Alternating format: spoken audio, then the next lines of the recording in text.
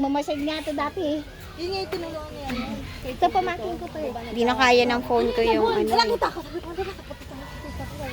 Asan na, asan na? Naiya naman ako sa'yo lumapit kasi. Pakita ka, ma.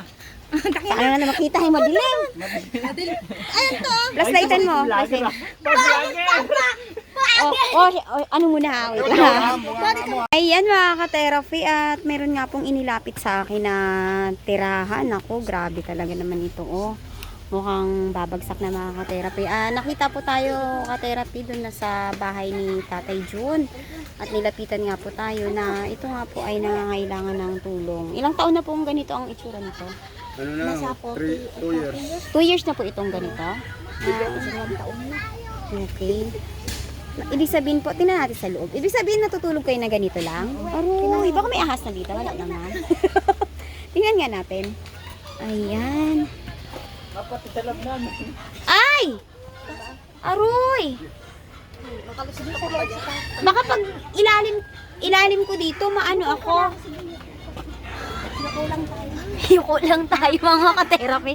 Ay grabe mga ka-therapy. Bahay na Ikaw anak. grabe talaga.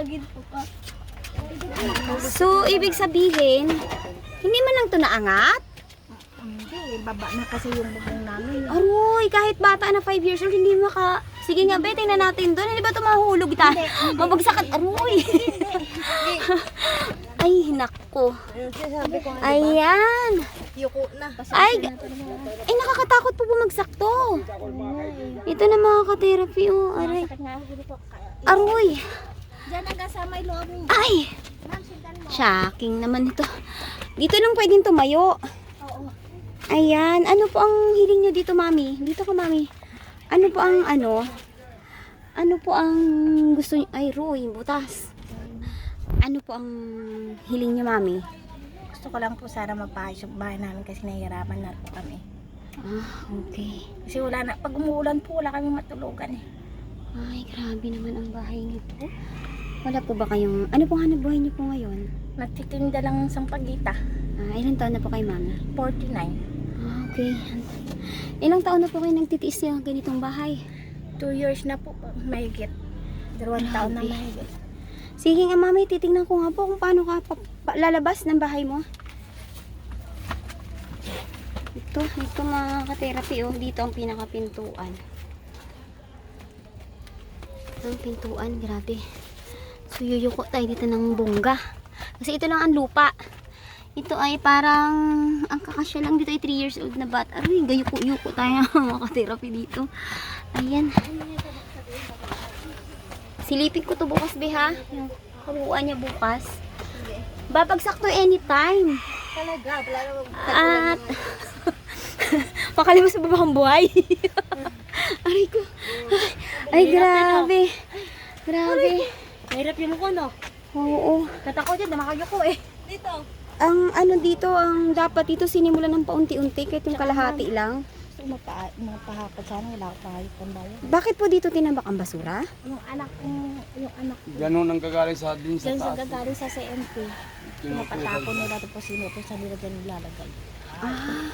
So, delikado rin sa kalusugan. Ayan mga ka-therapy ang lagay ng bahay po ni Mami. Ano po pangalan niya, Mami? Marites. Marites. Sablante. Tablante. Okay. Ayan mga ka-therapy at umuulan na nga po. Ayan. Grabe. Paano po? Lahat po yan may tulo? Okay. Wag ganito umuulan, wala kayong matulugan. Oo. Umulan na. Ayan. Sige, bibisitahin ko ulit sa susunod na araw ang bahay niyo po. Ayan mga ka-therapy ang bahay ni Mami. Oh. Ayan, ang bubong. Ito lang siya sa lupa. Then dito ay Therapy. ganun lang. Butas.